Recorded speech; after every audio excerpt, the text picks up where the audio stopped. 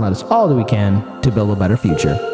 So, hey everyone, you know that thing, the thing Jack called Big Oil? You know, the thing, Big Oil, the pipelines? Because they're reliable, Daniel. I remember the They one. never fail, right? Yeah. Well, here's the thing, and I know over the weekend there was that big incident with the fire in the Gulf of Mexico, which it looked like something from a science fiction movie. Either Cthulhu or Godzilla was being summoned. But now, apparently, these pipeline companies now have the audacity to file a $15 billion claim against the U.S. for a canceled Keystone pipeline. Oh, so, look at them. Look at those strong men taking their risks in business. And, oh, wait, no, they're not. They're trying to socialize their losses. Exactly. So, in a move that Progressive described as unsurprising yet outrageous, TC Energy Corporation, the Canadian company, what's up, Canada? Why are you doing this to us?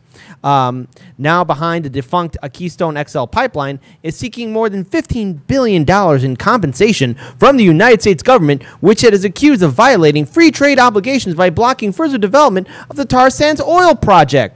After President Joe 30330 rescinded the Keystone XL permit on the first day of his term, TC Energy announced last month that the pipeline is officially dead, marking a huge victory for the climate movement following a decade of organizing. To recover economic damages stemming from the Biden administration's cancellation of the project, the fossil fuel giant on Friday filed a notice of intent with the U.S. State Department to initiate a legacy North American free trade agreement claim under the United States-Mexico-Canada agreement, the USMCA. Suing us USMCA. under NAFTA. It's a good thing we're under these free trade agreements that give these provisions. It's crazier that it's easier for a giant company to sue for their own failure to lay pipe and not deal with concerns of many, many people while doing it than it is to, sue a cop.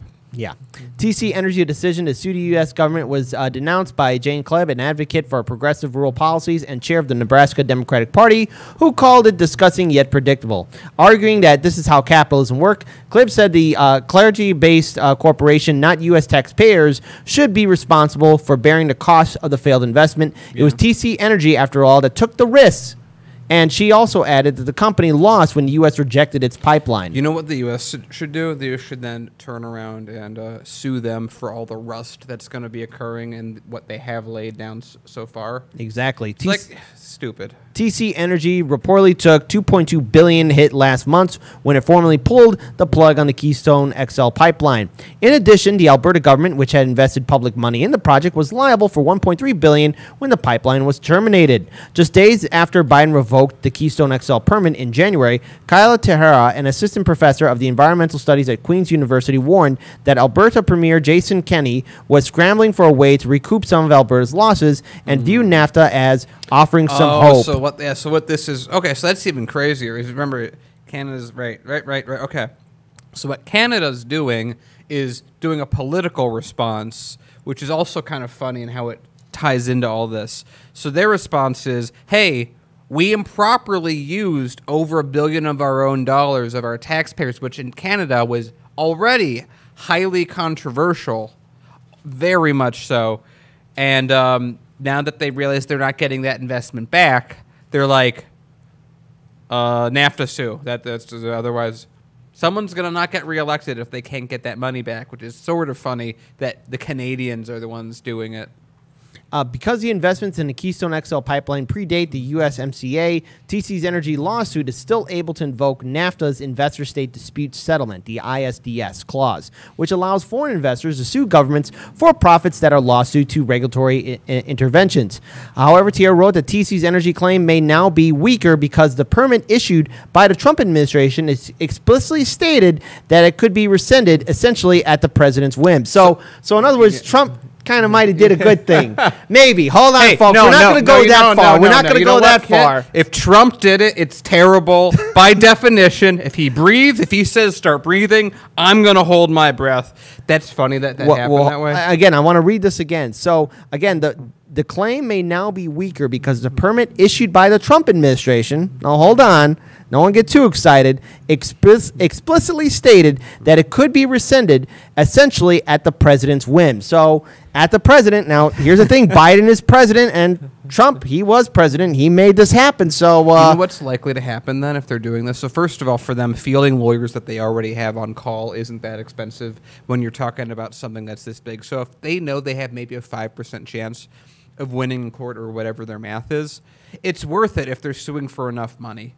And further, 1.5 billion or what is it, 11 billion or how much is it again? 1.5. Well, okay. Well, that's the Canadian suing. side. Okay, so basically, they're suing the U.S. for $15 billion. $15 billion. So if you're gonna, so it's like, well, we could, you know, see if we can get this to court and see if a judge will take it or dismiss it, and we can spend $120,000 or $200,000 to make that happen. And if we lose $200,000. If we get the case admitted. This is likely their logic. Now, I want to read the last paragraph right here. So while the Biden administration has received praise for playing a decisive role in ending the Keystone XL project, the president has yet to exercise his authority to revoke permits for the Dakota Access Pipeline, you know, DAPL, and, of course, the Line 3 pipelines. Last month, his administration approved an expansion of Line 3 despite opposition from climate justice campaigners and warnings from scientists who have described the tar sands project as a climate time bomb. Now, let's be very clear here then. It must be brought up that if this is something that happened to the Keystone XL pipeline, I wonder if those same provisions are put in place for the Dakota Access Pipeline and Line 3. And if that is the case, then the Biden administration should follow through. After all, they did run on a green, you know, friendlier environment. They said so in theory, but it's something that progressives and activists need to push harder on because let's face it, these pipelines always fail. They always burst. Let's not forget the Colonial Pipeline that still has that leak in North Carolina, which, again, I'll be actually having Robbie Yeager back on our show again this month, getting a further update about what the hell happened with that pipeline and what's going on. But real quick, I think it's very fair to share with our viewers somebody who actually went on the record to stand against these pipelines and big oil. You know, Stephen Donziger is still under house arrest. And tomorrow, on July 6th, at 6 p.m. Eastern Standard Time, he'll be hosting an event with Susan Sarandon, Academy Award winner and actress. They're going to be talking about Chevron's basically how they're keeping them locked in. You know, the thing is, a lot of these activists, we could go further if the U.S. government actually decided to step in and help out Stephen Donziger, who is wrongly under house arrest for 2 years. Let's play this first video from him.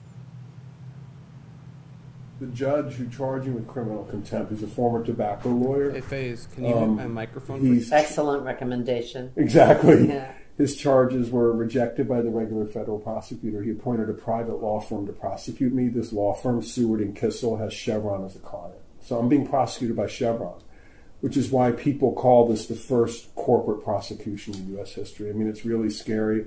It goes way beyond me. And the judge. And the judge is a leader of the Federalist Society. Chevron funds the Federalist Society. Are you getting a feeling of how this is coming down? No jury. I was at the trial. Yeah. And no jury. Every time his defense started to talk, she would interrupt. The judge would interrupt. At one point, she was reading a newspaper.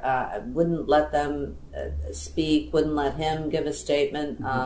Anyway, so it was not what you'd think of as being representative of how you think our judicial system. All right. So again, tomorrow, let's actually pull up that next tweet right there, and third one in the video. So again, this is what's happening. So I want to read this tweet out. So look, what we're seeing with these pipelines, what they're doing. We need people, especially who have a history of standing up against big oil and the fossil fuel industry, to actually stand alongside with these activists and climate change fighters so that we actually can win against big oil and these large corporations. So I'm going to read Stephen Donziger's tweet. Please come see me July 6th at 6 p.m. Eastern Standard Time to protest my 700th day in house arrest after helping indigenous people win historic lawsuit against Chevron, inspired to see the growing support. Speakers include Susan Sarandon, Roger Waters, Candlelight Vigil at 7:30, hashtag Free Donziger, and let's actually boost up that image right there. Can we focus in on it? And again, that's going to be tomorrow. And the reason why I'm connecting this to the story is because Stephen Donziger is a fighter. He's a hero. He helped out the people of Ecuador.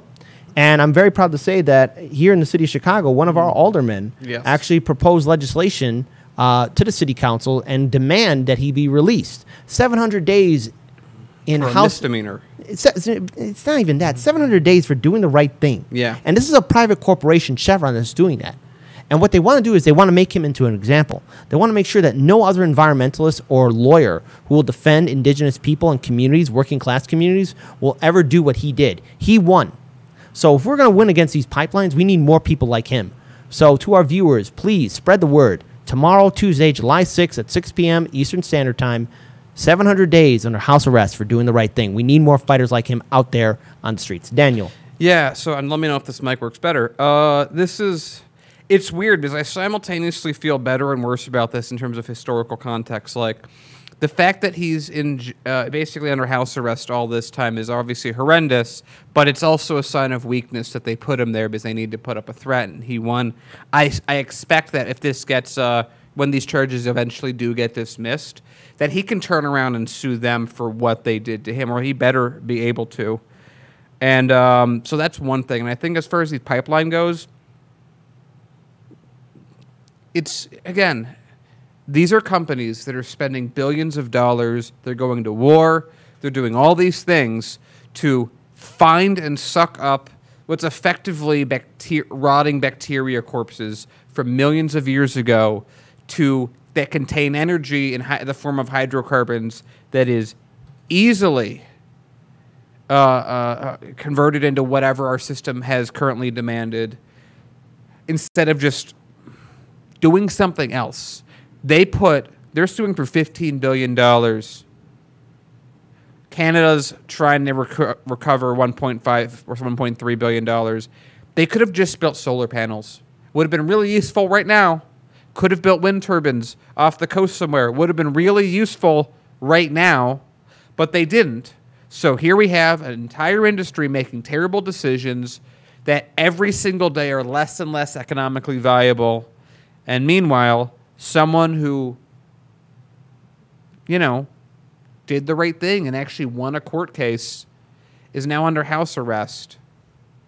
And I want him to be able to sue after all this is done for false imprisonment or whatever he has to do, because this is He shouldn't be under house arrest, and we need more people like him out there on the ground fighting with activists and environmentalists and with progressives, because we're going to need all the fighters we need. So again, to our viewers, tomorrow, July 6th, we all must stand in solidarity with him. Hashtag free Donziger, hashtag free Donziger, hashtag free Donziger, okay? No more debate, no more conversation. It's over. Get him out of house arrest. He doesn't need to be there in the first place, because we're going to need more people like him to stand up against big oil and these pipeline corporations that are polluting our environments.